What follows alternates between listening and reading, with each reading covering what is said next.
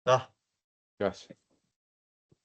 Baik, selamat siang Bu Vina dan teman-teman semuanya. Kami dari kelompok 5. Perkenalkan terlebih dahulu, nama saya Yusaneni Fernandus dan teman saya. Perkenalkan, nama saya Ezra. Perkenalkan nama saya Frederick. perkenalkan nama saya Kendo. Dan perkenalkan nama saya Nathaniel. Jadi pada kesempatan siang hari ini kami pengen bahas mengenai Bank Sentral Republik Indonesia. Berikutnya, next slide. Jadi ada 5 topik yang pengen kami bahas secara khusus, mulai dari sejarah Bank Indonesia, kebijakan moneter, terus lalu suku bunga acuan, dan Dewan Gubernur, setelah terakhir keindependenan Bank Indonesia. Next. Oke. Jadi di awal, dari saya terlebih dahulu pengen jelasin mengenai sejarah Bank Indonesia. Jadi sejarah Bank Indonesia itu berawal dari pendirian The Javase Bank atau DJB, waktu itu disebutnya, pada tahun 1828 oleh pemerintah Belanda. Pada masa itu, DJB berfungsi sebagai bank sirkulasi yang memiliki kewenangan mencetak dan mengedarkan uang di wilayah Hindia Belanda. Lalu setelah Indonesia merdeka, muncul kebutuhan untuk memiliki bank sentral sendiri sebagai simbol kedaulatan ekonomi nasional. Jadi awal mulanya itu sebagai simbol terlebih dahulu. Lalu ada sesuatu hal yang penting terjadi.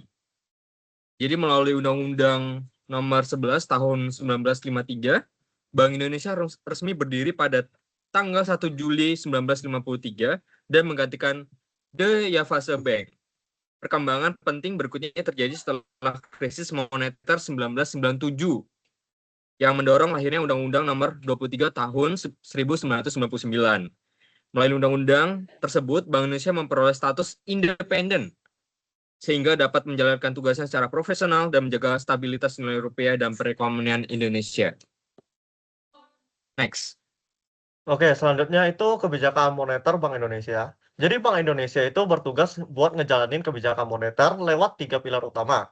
Jadi pilar pertamanya itu penurunan suku bunga kebijakan atau BI rate yang sudah turun sebesar 150 basis poin dari periode September 2024 menjadi 4,75% pada akhir tahun 2025.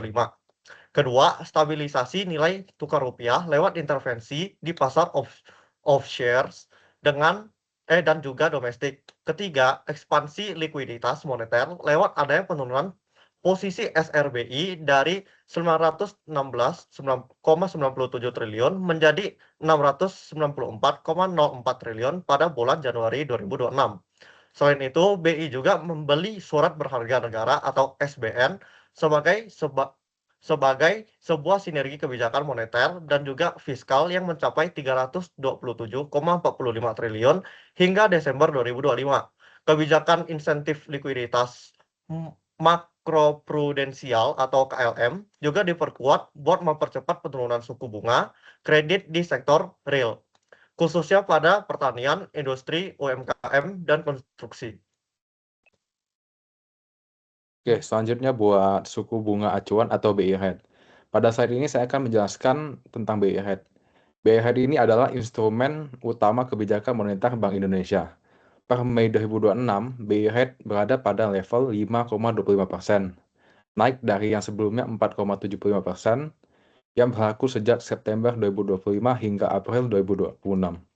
Level 4,75% tersebut merupakan yang terendah sejak 2022, setelah mengalami penurunan total sebesar 150 basis poin atau sekitar 1,5% sejak September 2024. Selain BI rate, terdapat deposit facility sebesar 3,75% dan lending facility sebesar 5,5%. BI rate itu sendiri sempat diubah namanya menjadi BI 7 Days Reverse Repo Rate sebagai acuan kebijakan moneter. Tapi kemudian dikembalikan lagi menjadi BI rate atau suku bunga kebijakan Bank Indonesia. Penetapan suku bunga ini dilakukan melalui rapat Dewan Gubernur Bank Indonesia dengan mempertimbangkan target inflasi sebesar 2,5% dengan kelonggaran kurang lebih 1% untuk mendukung stabilitas nilai tukar rupiah serta pertumbuhan ekonomi nasional. Perubahan BI rate juga mempengaruhi sektor perbankan.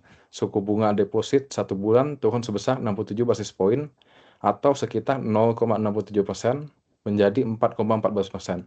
Sedangkan suku bunga kredit turun sebesar 24 basis poin atau sekitar 0,24% menjadi 8,96% pada November 2025. Dengan demikian, BI Rate berperan penting dalam menjaga stabilitas ekonomi Indonesia.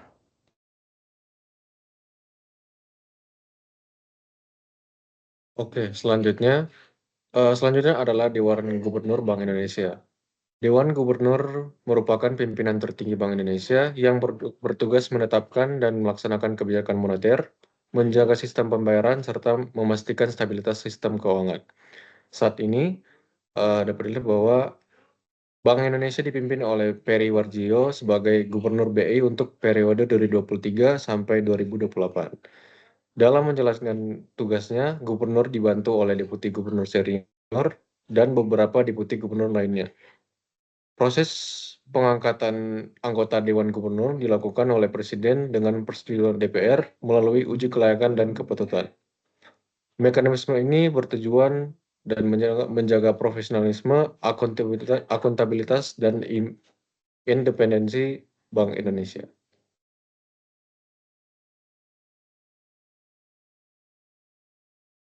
Selanjutnya itu adalah keindependensian Bank Indonesia. Jadi status independen Bank Indonesia ini dijamin melalui UU nomor 23 tahun 1999 yang kemudian itu diperbarui melalui Undang-Undang nomor 3 tahun 2004 dan Undang-Undang nomor 4 tahun 2023 tentang P2SK.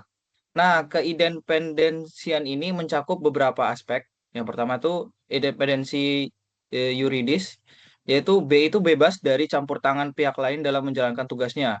Yang kedua itu independensi personalia, yaitu proses pengangkatan Dewan Gubernur yang dilakukan secara khusus melalui Presiden dan DPR.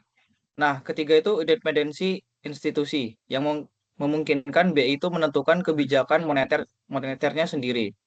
Keempat itu independensi tujuan, yaitu fokus utamanya itu BI itu dalam menjaga stabilitas nilai rupiah.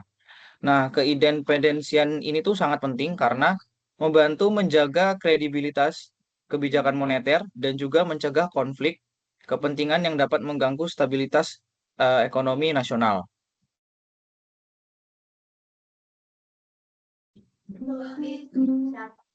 Sekian dari kelompok kami, terima kasih.